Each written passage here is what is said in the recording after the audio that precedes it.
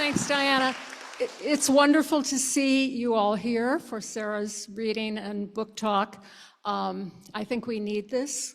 I think we need the book. I think we need these gatherings and these talks. So I hope after Sarah has read, I read the book, I got an advance copy, I read it right through going, yes, yes, wow, oh, I didn't know, oh, okay, I want to, stop and think about this. So, this is a time to really share our concerns and our need for the fantasy and the necessity of solidarity.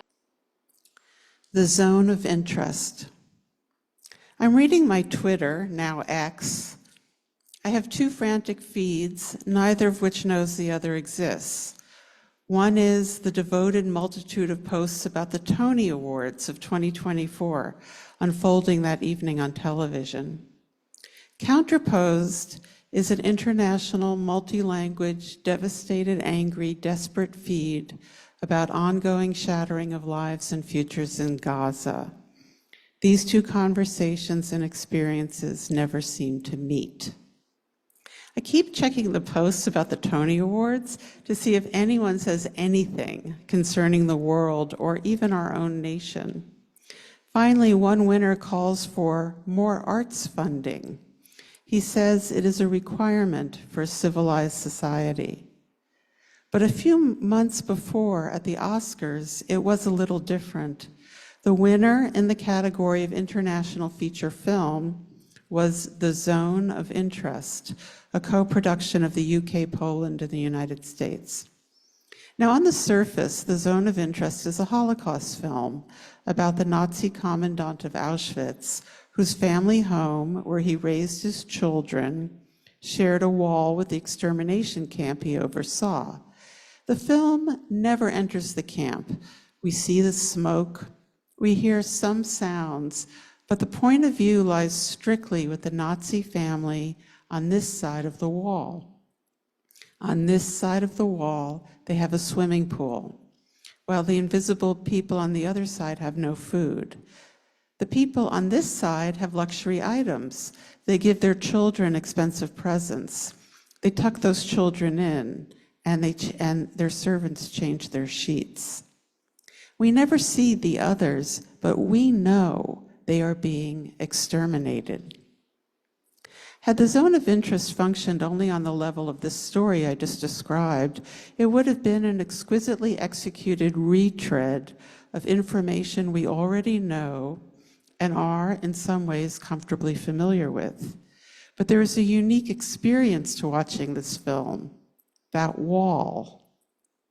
After a while, as we watch, the past and present resonate, and then they begin to merge.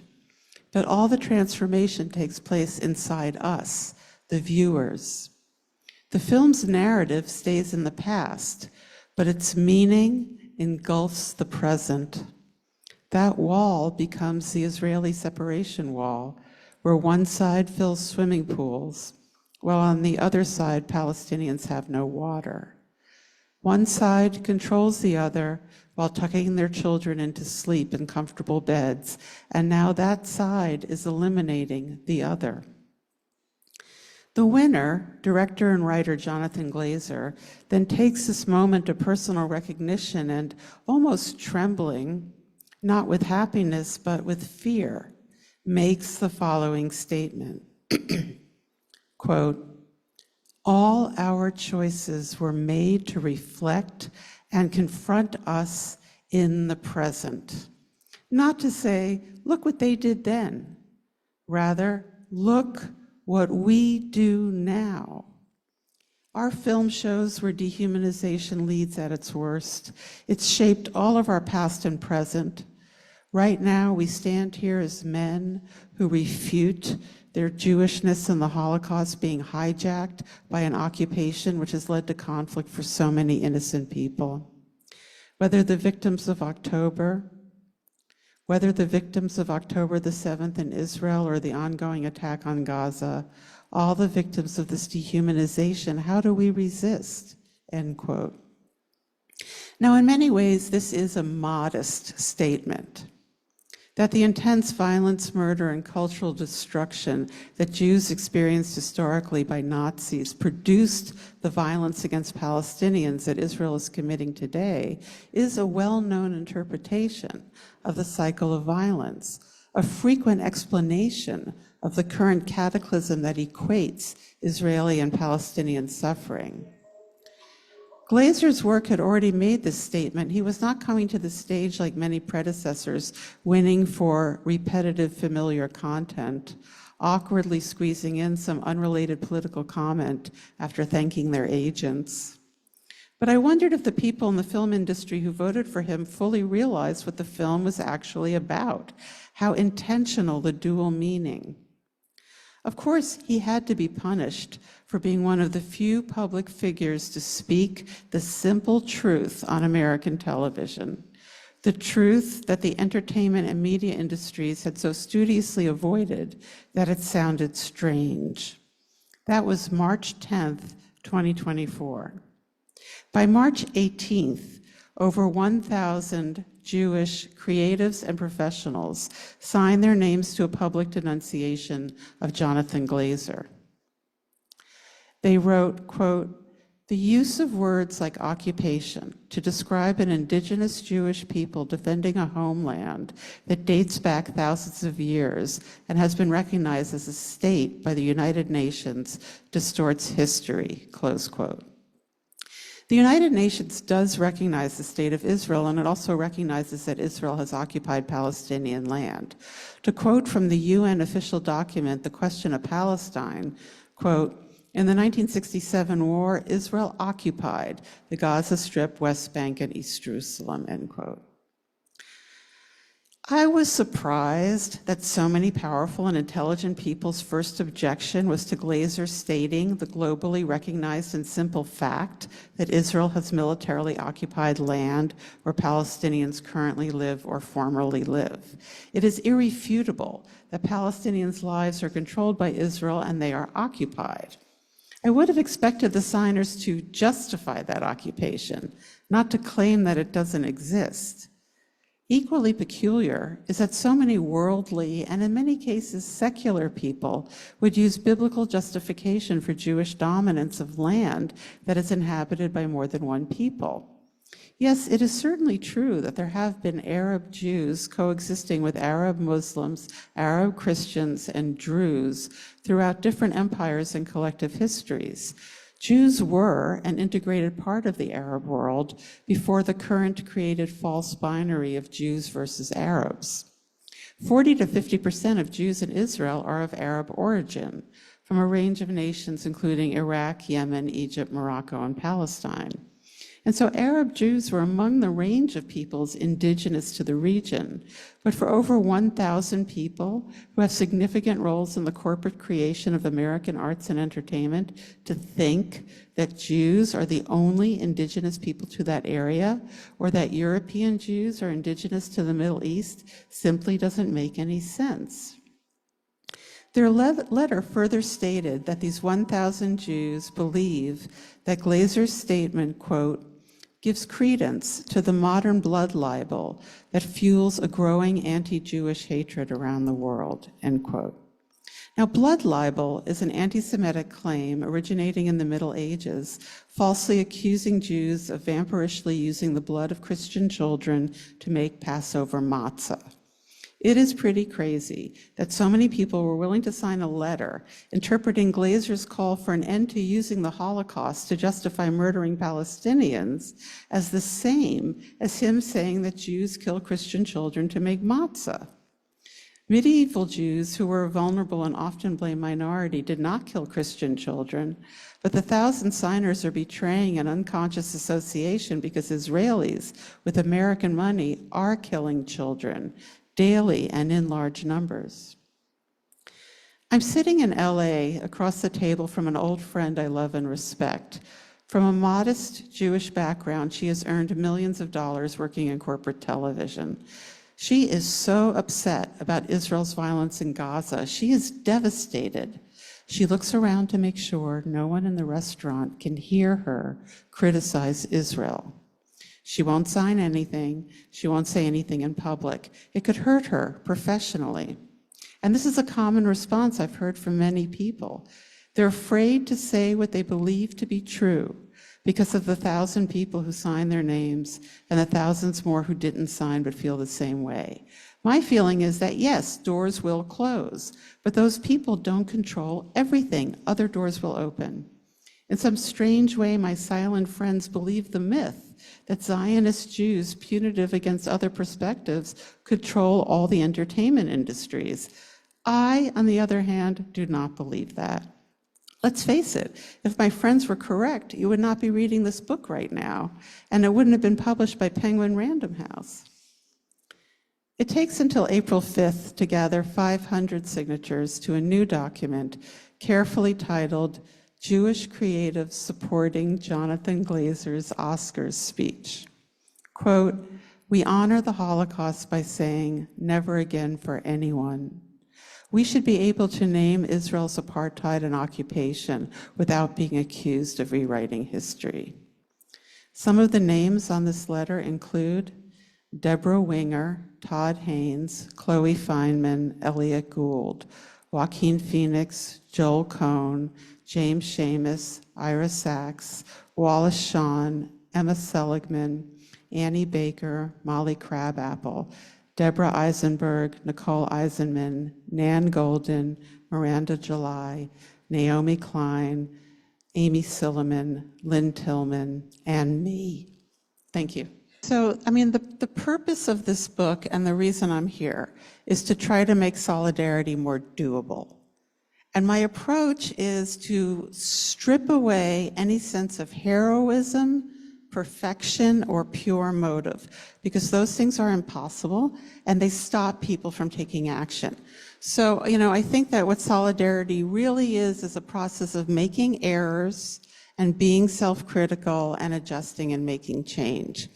The idea that we can just go in and be perfect and fix everything is really a supremacy thought, and it's not viable. So the idea started in a conversation I had with Vivian Gornick, actually, about what is solidarity. And she said, solidarity is when people in a horizontal position unite. And I was thinking, that's really out of date now, because the old idea was that you have the workers in the shop and you have the boss, and the workers organize and then they can win better working conditions. But now the boss is a globalized conglomerate. So sometimes horizontal solidarity is not enough, and you have to bring in other kinds of people. And the two communities that I think we rely on the most are bystanders. That's people who see the injustice, but they're not really implicated. And to get back to Jewish Voice for Peace, conflicted perpetrators, which is how I consider myself. People who come from the group that are committing the crimes and where it's being done in our names, and therefore we have to disrupt. So a lot of my thinking is focused on being effective.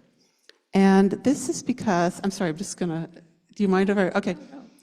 A lot of what I've learned comes from my experience with ACT UP, and I just want to go back to that a little bit so you can understand where I'm coming from.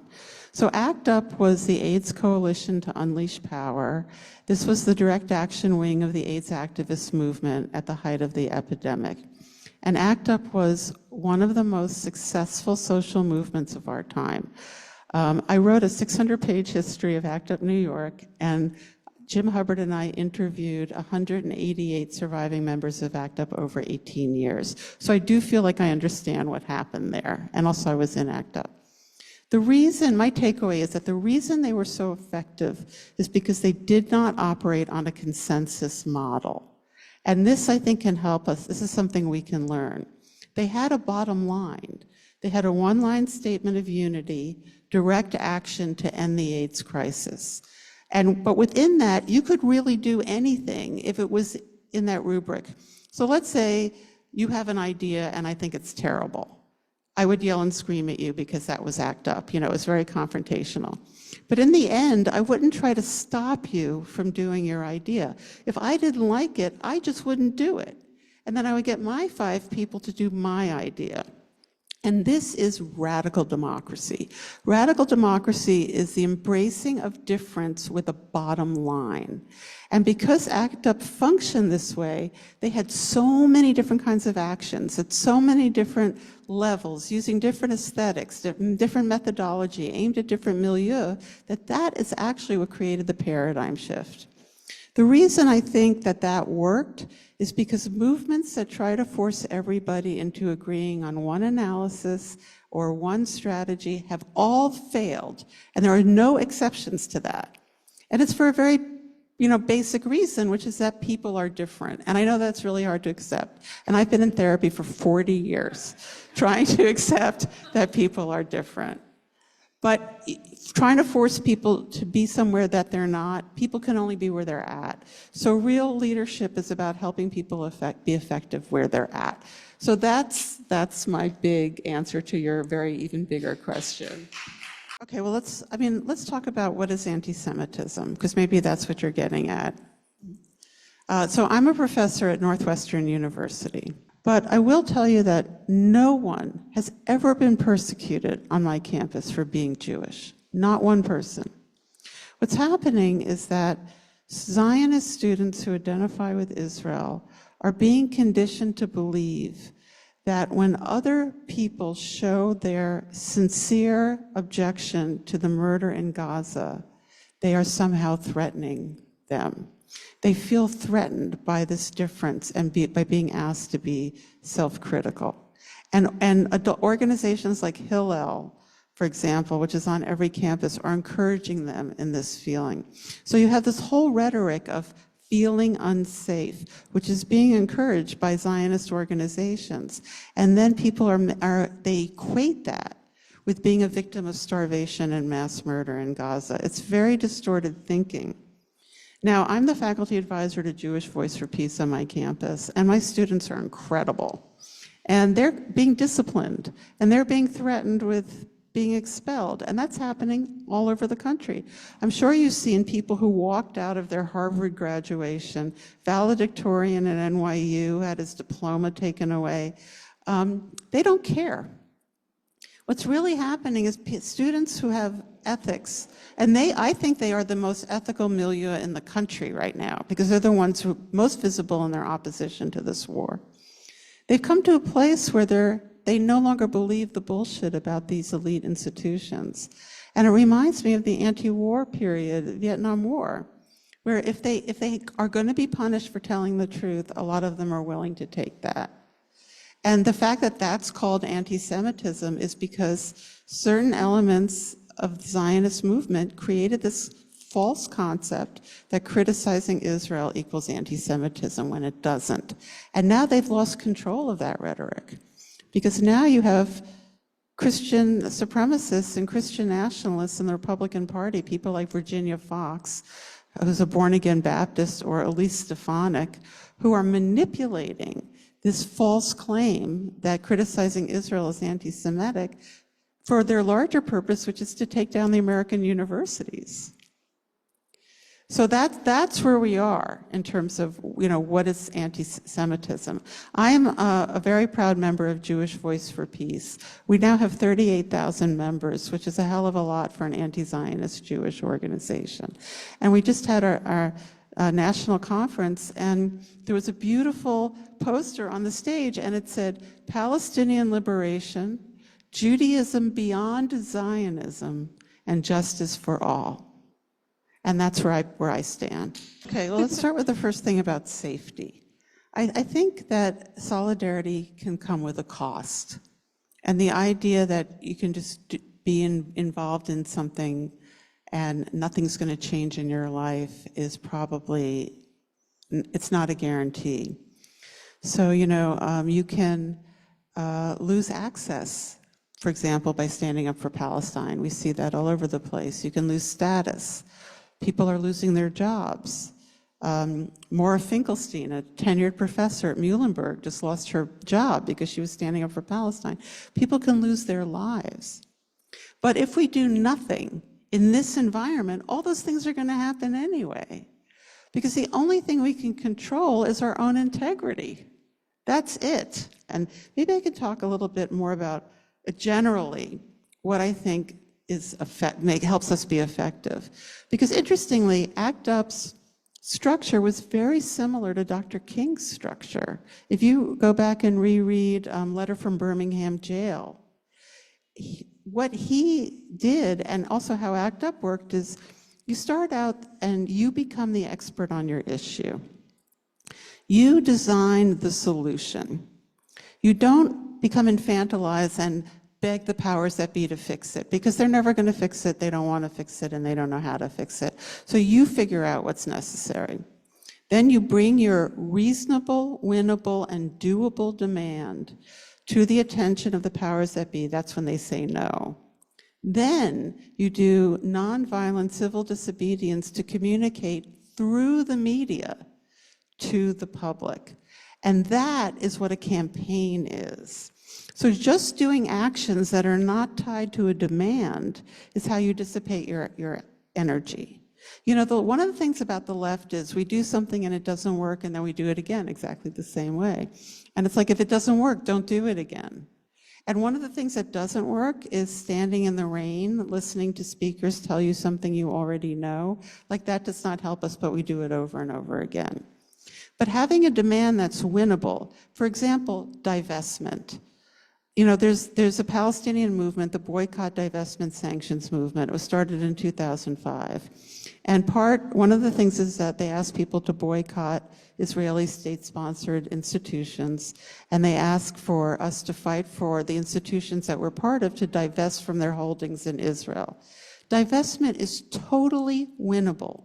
It was already won in the anti-apartheid South Africa campaign. In fact, that's one of the leaders of the Palestinian boycott movement, Omar Barghouti, was a graduate student at Columbia during the anti-apartheid movement, and that's where he got the tactic.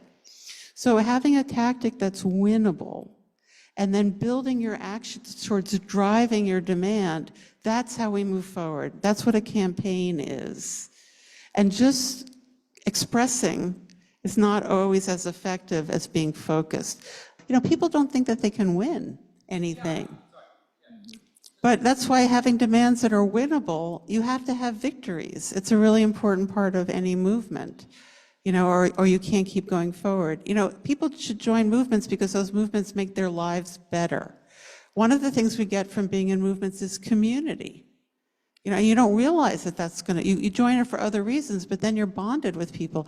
I see ACT UP people in the street. We don't even remember each other's names. And we probably spent the whole time screaming at each other when we were in it. But we're so bonded because we had the experience of being in a movement that actually worked, that actually won something. It is true. It is all being taken down right now. You know, many of the things that we won are being dissolved in this very moment. But for all of these decades, we did have a sense of having saved millions of lives, and that just creates these very deep relationships.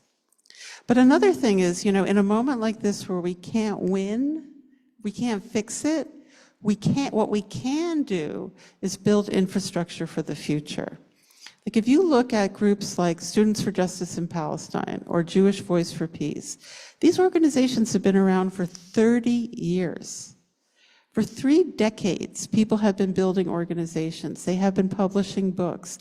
They've been developing a strategy, boycott, divestment, sanctions. They've been creating concepts, pinkwashing. So when these students stand up, they have a movement that they can fit into. They have books that they can read. They have concepts that are there for them. And even if we can't fix it, we can continue to build infrastructure. That's why, like, I just did this whole book, 20 cities in the US. It was really interesting to go around America talking about Palestine. But one of the things is, you know, people are like, what should we do? And of course, I don't know the answer to that, but one suggestion I have is, if there's any organization that you can tolerate, join it. You know, whether it's your block association, Working Families Party, Jewish Voice for Peace, whatever it is. And if you hate everybody, get 2 friends and meet with them once a week in person and read the newspaper together.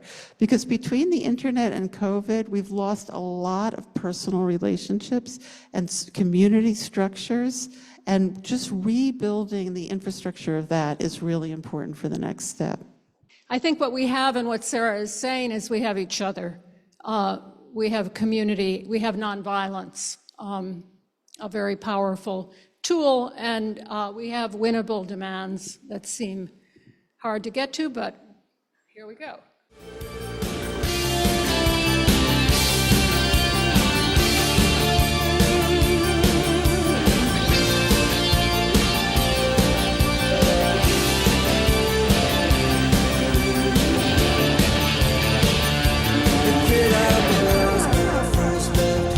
Was looking for his freedom and a life of his own, but the freedom that he found wasn't quite as sweet when the truth was known. I prayed for America, I was made for America, I can't let go till she's come round, until the land of the free is awake and can see, and until her conscience has been found.